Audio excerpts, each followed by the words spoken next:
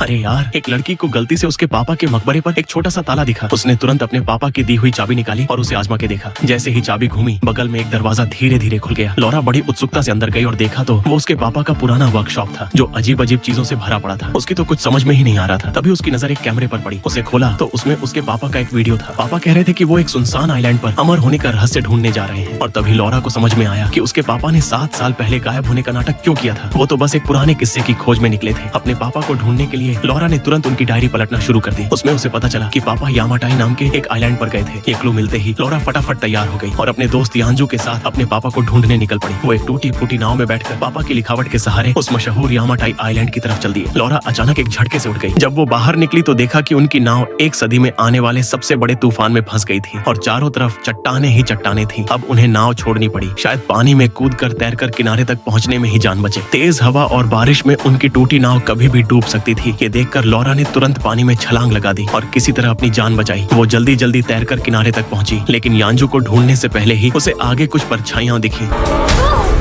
जब लॉरा को होश आया तो उसने खुद को एक छोटे से टेंट में लेटा हुआ पाया। वो तुरंत बाहर निकली और जो देखा उस पर विश्वास नहीं हुआ। कुछ लोग पहाड़ की चोटी पर लगातार कुछ फोड़ रहे थे, जैसे कुछ ढूंढ रहे हो। वो अब भी ये सब समझ भी नहीं पाई थी कि एक बंदूकधारी गुंडा उसे धक्का देकर उन लोगों के बीच ले गया और उसे भी धमाका करने के काम में लगा दिया। तभी उसे अपना दोस्त यांजू दिखा। उसे ठीक ठाक देखकर लॉरा को थोड़ी शांति मिली। यांजू ने बताया कि ये सब मछुआरे हैं जिनकी नाव डूब गई थी और एक बड़ी दाढ़ी वाले आदमी के दबाव में वो अपनी जान बचाने के लिए मजदूरी कर रहे हैं। लेकिन लॉरा इतनी आसानी से हार मानने वाली नहीं थी, क्योंकि वो तो यहाँ सिर्फ अपने पापा को ढूंढने आई थी। Hey, Laura, you ready?